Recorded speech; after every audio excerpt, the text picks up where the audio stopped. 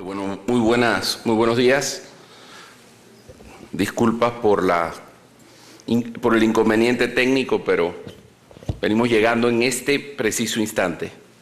Antes que nada, quiero agradecer al comité organizador del Congreso la distinción por invitarnos para poder hablar de algunos temas. A ver, aquí es.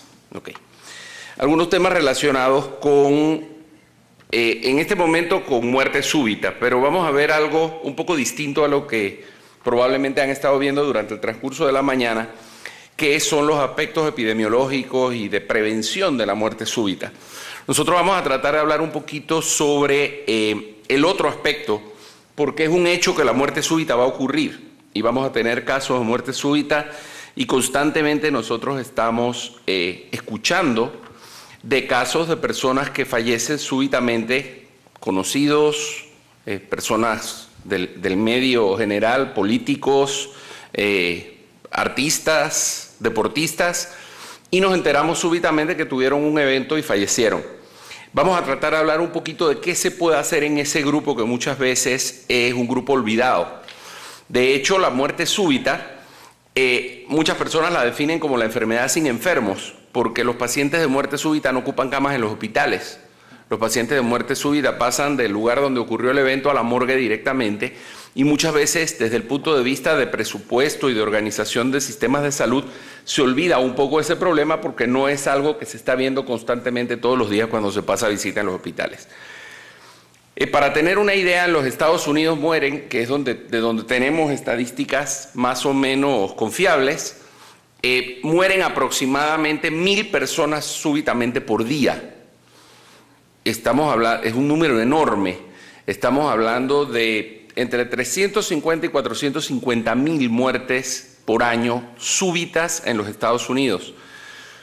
El tamaño del problema es que esto equivale a las muertes por eventos vasculares cerebrales, cáncer pulmonar, cáncer de mama, SIDA y accidentes de autos todos juntos. Muerte súbita equivale a todos esos números.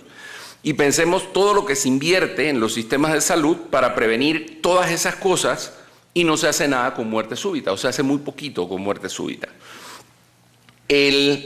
Para ponerlo en contexto, de 350.000 muertes súbitas que ocurren, aproximadamente en Estados Unidos, aproximadamente 100.000 reciben RCP o reanimación cardiopulmonar en el lugar donde ocurrió el evento, de los cuales 40.000 salen del paro. Estamos hablando de un 40%. 20.000 sobreviven y 10.000 sobreviven sin ningún tipo de secuela neurológica. Estamos hablando de un problema muy común, un gran problema de salud pública que no vemos en su magnitud, que solamente un 3.5% de los pacientes que lo sufren logran salir sin ningún tipo de secuela. Y el elemento clave en el manejo de esto es ese paso entre que ocurre el evento y que se haga algo en el sitio donde el evento ocurrió. Ese es el número mágico que se tiene que cambiar para que realmente cambie el pronóstico de los pacientes. ¿Qué se ha hecho en este sentido? Básicamente podemos mencionar, se ha hecho mucho, pero básicamente podemos mencionar dos elementos.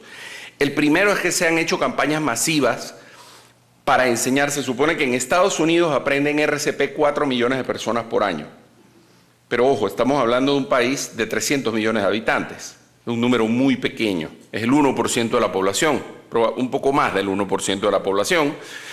Y después se han venido desarrollando una serie de elementos adicionales que son lo que se ve abajo, que es lo que conocemos como la cadena de supervivencia, que son una serie de elementos que se tienen que estar haciendo en forma continua para nosotros poder mejorar el pronóstico de estos pacientes a futuro. ¿Esto ha servido de algo? Pues los números indican que no mucho. Estos son los números en 4 ciudades del primer mundo en un lapso de 20 años y la mortalidad es idéntica al final. De 1 a 2% de los pacientes que tienen un evento de muerte súbita en la calle van a sobrevivirlo. El otro 98 a 99% van a morir. Ahora, ¿qué es lo que realmente cambia lo que es la muerte súbita y el desenlace de estos pacientes? Los elementos principales son RCP, O sea, lo primero es que se pueda pedir ayuda a un sistema de salud, que se dé RCP en el lugar del evento y que se desfibrile al paciente en los primeros 8 minutos. Esos son los 3 elementos que más impacto tienen, los que están a la derecha de la gráfica, sobre la sobrevida a largo plazo del paciente. Si observan, no tiene nada que ver con lo del hospital, tiene que ver con lo que ocurre en el sitio donde fue el evento. El manejo avanzado, que es el cuarto eslabón, que es el Advanced Life Support, eso no cambia en nada el pronóstico del paciente si lo que se hizo inicialmente no fue lo correcto. Entonces, la única manera de resolver esto es dando RCP temprana. Y dar RCP temprana significa que la RCP la tiene que dar la persona que está en el lugar donde ocurre el evento. No hay otra manera de hacerlo. Cuando se pregunta a la gente sobre dar RCP en la calle, en 1980 el 40-60% de la gente estaba dispuesta a dar RCP en la calle. En los 90 bajó al 20 y al 30, y en el año 2000 baja por debajo del 20%.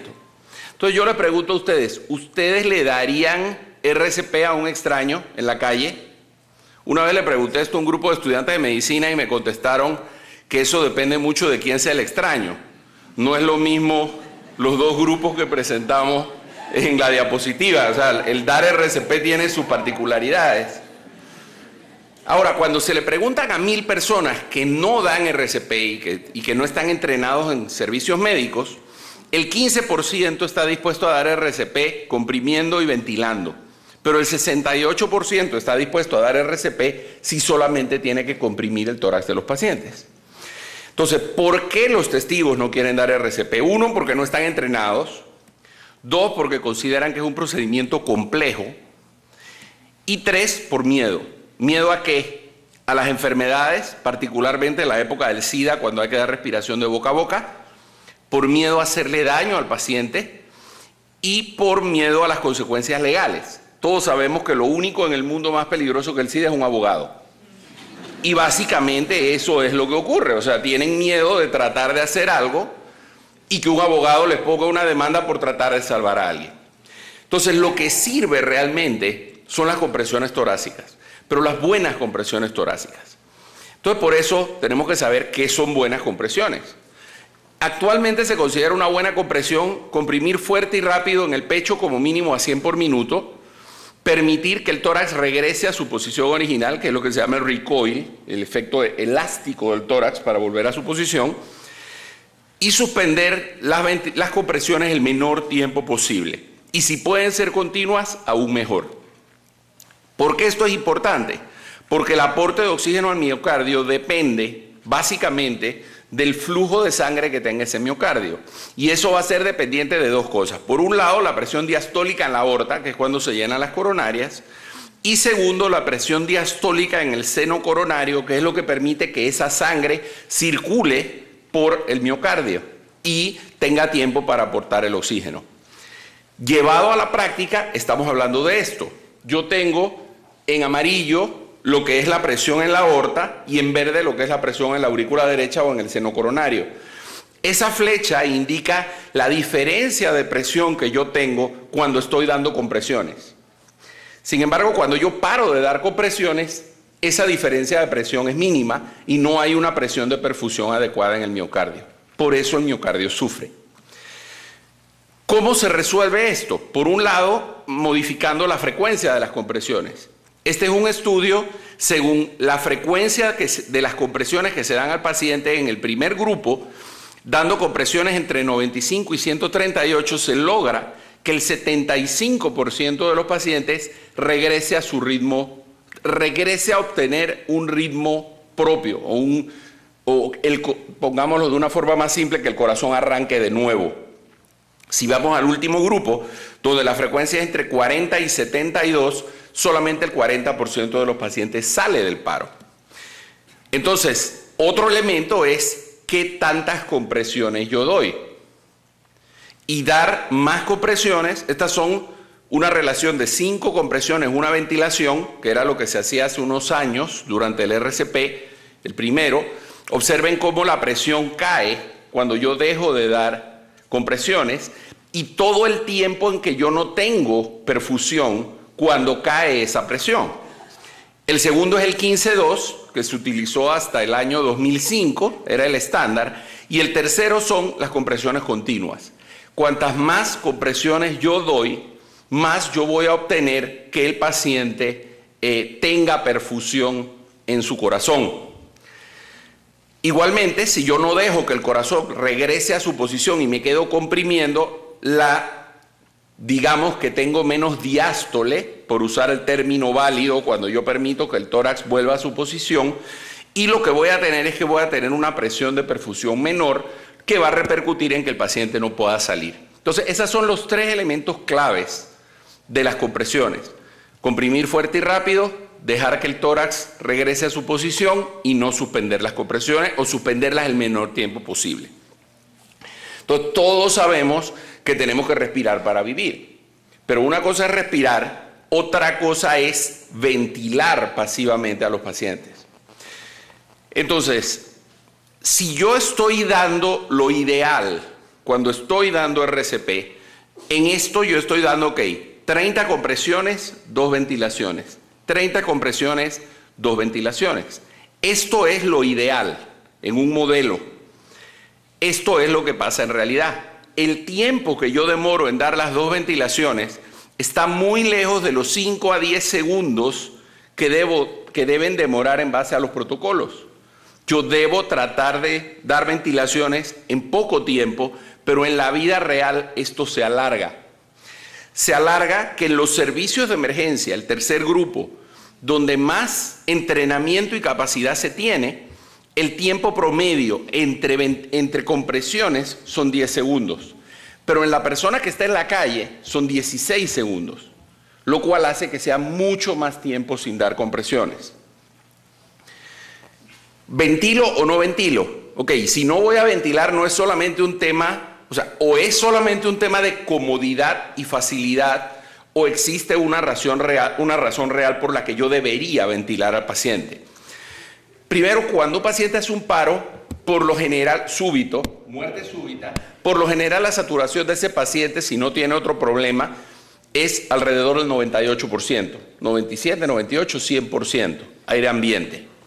Segundo, los pulmones tienen aire y tienen oxígeno. Tercero, muchas veces los pacientes tienen respiraciones agónicas que a pesar de no ser del todo efectivas, nos permiten un cierto intercambio de gases. Cuarto, la ventilación inducida por las compresiones. Como yo estoy comprimiendo el tórax, yo estoy con una vía aérea abierta que me permite un intercambio de aire, y la presión positiva durante las ventilaciones activas también perjudican. Entonces, son iguales la ventilación espontánea y la controlada. Cuando yo ventilo fisiológicamente, yo lo que tengo es un diafragma que baja, genera una presión negativa y hace entrar aire. Y para que salga el aire es lo contrario, presión positiva del diafragma y esto sale. Cuando yo voy a dar una ventilación positiva, yo voy a tener un efecto ventilatorio o de volumen de aire similar. Hago que entre aire empujando el diafragma, no con presión negativa, sino empujándolo en forma positiva, y cuando dejo de comprimir sale el aire. Pero fisiológicamente, si yo me voy a los otros elementos que son muy importantes en el momento de un paro, ¿qué pasa con el retorno venoso? Cuando yo ventilo fisiológicamente, esa presión negativa hace que aumente el retorno venoso, y cuando bota el aire, hay menor retorno venoso. Cuando yo hago una presión positiva al tórax, yo disminuyo el retorno venoso porque estoy aumentando la presión, y cuando bajo la presión y esto vuelve, yo no tengo un retorno venoso normal. Entonces ya la gráfica de retorno venoso es diametralmente diferente a lo que yo tengo en la ventilación fisiológica. Visto más simple es esto: cuando yo pongo presión dentro del tórax, pongo aire a presión, yo estoy comprimiendo las venas y estoy haciendo que regrese menos sangre al corazón. En un modelo animal, si yo hiperventilo al animal, más de 30 veces por minuto, el animal se muere más. Entonces, si yo hiperventilo, también estoy haciendo mal, porque estoy disminuyendo el retorno venoso. Después de 7 minutos de RCP en un paciente con fibrilación ventricular, yo tengo 76% de saturación de oxígeno, 7 minutos de compresiones, sin ventilar. Eso es una buena saturación. Entonces, ventilar no es estrictamente necesario en un paro cardíaco. Entonces, de aquí surge un concepto interesante, que es el de dar RCP solo con las manos, olvidarnos de las ventilaciones. ¿Sirve o no sirve? Estos son 2 estudios, compresiones continuas, 15% de retorno a circulación espontánea, compresiones más ventilaciones, 10%. Este es otro estudio de paro fuera del hospital, es básicamente lo mismo ventilar o no ventilar. Por supuesto, no dar RCP es muchísimo peor, pero ventilar y no ventilar es parecido. Y este otro estudio da un resultado similar. Entonces, la ventilación no es imprescindible en los primeros minutos después de un paro cardíaco. Este es un estudio muy interesante hecho en Japón. 2 grupos de pacientes que tuvieron paro en la calle, compresiones solas o compresiones más ventilaciones. Observen que los médicos son los que más ventilaciones dan. O sea, el porcentaje de compresiones y ventilaciones cuando son médicos es mucho mayor que cuando no son médicos. Entonces, estamos hablando de que la gente que más sabe, o que supuestamente es la que más sabe, es la que da esta ventilación. ¿Y qué es lo que obtenemos? Los pacientes que se ventilan tienen menos sobrevida o salen del paro menos que aquellos pacientes que solamente se les dio compresiones. Entonces, ya de esto hay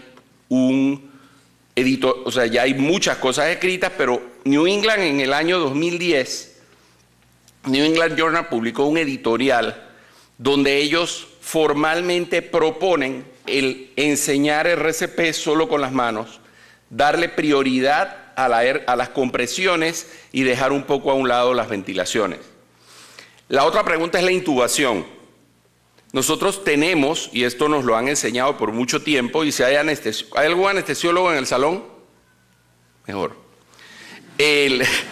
Cuando uno llama a un anestesiólogo en un paro, el anestesiólogo viene con el laringoscopio en una mano y con el tubo en la otra. Básicamente eso es a lo que va el anestesiólogo. Y esa es su prioridad. Intubar al paciente muchas veces significa suspendan las compresiones, comprímanle la tráquea y esperen a que el anestesiólogo intube al paciente. Y yo no tengo nada contra los anestesiólogos, mi esposa es anestesióloga, pero es un hecho que cuando hay una persona que llega únicamente, cuya especialidad es intubar, la prioridad se convierte en que el paciente esté intubado. Este es un estudio que se hizo en paro prehospitalario, al 1000 y tantos pacientes, 939 se intubaron y 203 no se intubaron, y el porcentaje de pacientes que mejoró sin intubación fue mayor que el de los pacientes intubados. Entonces, muchas veces es preferible, si vamos a ventilar con una bolsa y una máscara, o poner una máscara laríngea, y olvidarnos de intubar al paciente. Pero en medicina siempre hay un pero, que es la asfixia. Si yo tomo pacientes que han tenido asfixia exactamente en el mismo modelo, después de 7 minutos de RCP, mi saturación de oxígeno después de un paro por asfixia es 17%. Ahí sí hace falta ventilar. Ese paciente sí necesita que le demos oxígeno suplementario. ¿Qué es un paro con asfixia? Cuando se ahogan, cuando el paro viene después de un atoramiento o una obstrucción de vía aérea, en los niños y cuando son por causas no cardíacas. Entonces aquí viene la gran pregunta, ok, y si nosotros le enseñamos esta cosa del RCP solo con manos a todo el mundo, pero cuando hablamos de todo el mundo es a todo el mundo, no a quien va a tomar un curso para aprenderlo, esto es enseñarlo masivamente. En Arizona en el 2008 se hizo esto. En las autopistas había un letrero donde decía, llame a este teléfono si quiere aprender a dar RCP solo con manos. En Latinoamérica, por supuesto, todo en menor escala. Hubo una reunión de la Fundación Interamericana del Corazón en el año 2001 y se contempló la posibilidad y se ha estado trabajando en el concepto de enseñar RCP solo con manos a todos. Perú hizo un programa de entrenamiento masivo muy interesante, donde entrenaron casi 3.000 personas en un día, en diferentes lugares. Y en Panamá hicimos esto. En Panamá nosotros hicimos un suplemento en un periódico que tenía las explicaciones de qué hacer en el caso que un paciente tuviera un paro. Era una separata del periódico en un papel de un poco mejor calidad que el papel periódico, y es increíble la cantidad de lugares en Panamá, barberías, restaurantes, supermercados, diferentes clínicas odontológicas, donde este póster la gente lo agarró y lo pegó en la pared, por lo menos para que haya una guía de qué hacer. Y después en Panamá hicimos este otro plan que se implementó en su momento en Copa, en los aviones de Copa durante casi 8 meses. Se estuvo transmitiendo, a lo mejor algunos de ustedes tuvieron oportunidad de verlo. Si pueden poner el audio, por favor. Todos podemos salvar una vida. Centro Médico Paitilla, siempre junto a ti, presenta cómo hacer resucitación cardiopulmonar solo con manos, según las nuevas guías publicadas en octubre del 2010. Cuando una persona sufre un paro cardíaco, pierde el conocimiento, no responde y deja de respirar normalmente. Si esto ocurre frente a usted, mantenga la calma y siga los siguientes pasos. Primero, mantenga la calma y llame al número de emergencias 911 para solicitar ayuda y siga las instrucciones del operador. Segundo, comprima fuerte y rápido en el centro del pecho de la víctima con los brazos rectos. Continúe comprimiendo fuerte y rápido en el centro del pecho de la víctima. Se debe comprimir alrededor de 5 centímetros 100 veces por minuto como mínimo. Siempre se debe dejar que el pecho vuelva a su posición original entre las compresiones. Continúe hasta que llegue ayuda profesional. Esto toma 1 minuto. Si esto se enseña masivamente, se pone en la televisión, se pone en el cine, se pone en diferentes lugares. El actor, tratamos de conseguir un actor de verdad, pero era muy caro. Entonces optaron por un aficionado. Ni modo. Pero el punto es, y el muchacho que hace del paro, ese muchacho es un auxiliar del hospital que tuvo un infarto de miocardio. Entonces, si esto se enseña a todo el mundo, esto se podría lograr finalmente que ese 1 o 2% de sobrevida cambie un poco. Pero esto tiene muchísimos problemas. En Panamá tratamos de hacer esto y fue muy simple. Fuimos a un cine y le dijimos, oiga, tenemos este video, le quitamos todo lo que sea propaganda, servicio social, y ustedes lo proyectan entre película y película. Perfecto, nos parece excelente, $10,000 al mes publicarlo entre película y película por un mes. Fuimos a un centro comercial, vamos a enseñar esto a todo el mundo sin logo de nadie, servicio social. Perfecto, $3,000 un sábado aquí, poner 2 o 3 estaciones donde ustedes puedan enseñar. Oigan, pero estamos tratando de que la gente se muera menos. Sí, pero el tráfico de clientes es nuestro. Yo no sé qué significa eso, pero no nos dejaron hacer el proceso.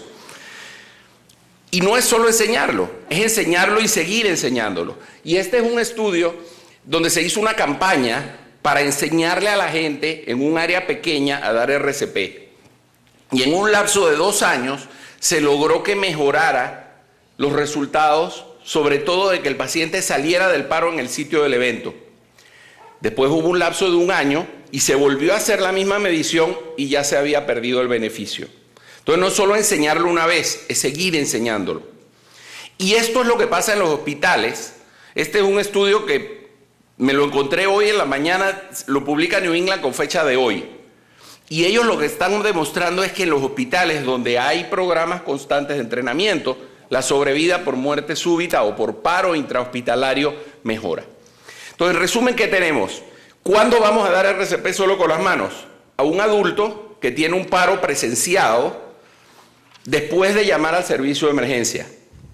Cuando no se sabe bien cómo se va a hacer el RCP, cuando no se quiere dar respiración de boca a boca, y hasta que llegue un desfibrilador, por los primeros 5 a 8 minutos podemos dar solamente compresiones. No lo vamos a hacer cuando hay un paro por asfixia, cuando hay aguamiento, cuando hay paros no presenciados que encontramos a una persona que perdió el conocimiento o que tuvo un paro porque no sabemos cuánto tiempo ha transcurrido, en los niños y en un hospital cuando tenemos el paciente intubado. Ahí sí vamos, o con una vía controlada, ahí sí lo vamos a ventilar. Cosas importantes. Primero, lo peor que se puede hacer por una víctima de un paro cardíaco es no hacer nada. Segundo, siempre pedir ayuda antes de empezar a dar compresiones o empezar a hacer cualquier maniobra. Nadie salva a un paciente que tuvo un paro cardíaco solo. Necesita ayuda. Y tercero, es bien difícil hacerle daño a un muerto. Si el paciente ya se murió, créanme que no vamos a hacerle daño. Si nosotros tenemos a alguien que hace un paro cardíaco enfrente nuestro, cualquier cosa que intentemos prácticamente es ganancia. Conclusiones, no hay diferencia entre ventilar o no. Ventilar tiene sus problemas. Intubar hace perder tiempo valioso. Vamos a usar RCP solo con manos como una estrategia de entrenamiento masivo para que todo el mundo aprenda. Y por último, en paros con asfixia no se debe hacer. Y recuerden que todos podemos salvar a un paciente que hace un paro. Bueno, en realidad casi todos podemos. El pobre ratoncito está difícil que le pueda dar RCP a ese elefante. Y por último les dejo este mensaje porque seguramente de los que están aquí, la gran mayoría hemos tomado cursos de reanimación en algún momento de nuestra carrera. De nada nos sirve saber reanimación si nosotros somos los que la necesitamos. Si yo hago un paro, de nada me sirve haber tomado el curso. Lo importante es que el que esté al lado mío sepa qué hacer.